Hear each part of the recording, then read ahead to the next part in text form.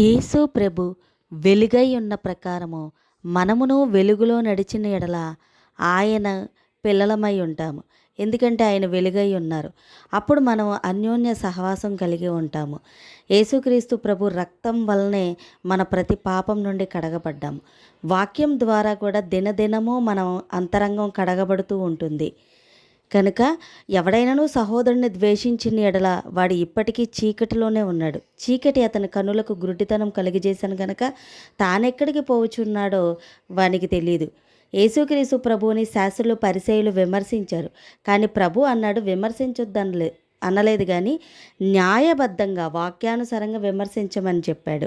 అలాగే ఈ నేటి సంఘంలో సహోదరులు అనబడిన వారిని మనం విమర్శించేటప్పుడు న్యాయబద్ధంగా విమర్శిస్తాం, వాక్యానుసారంగా విమర్శిద్దాం.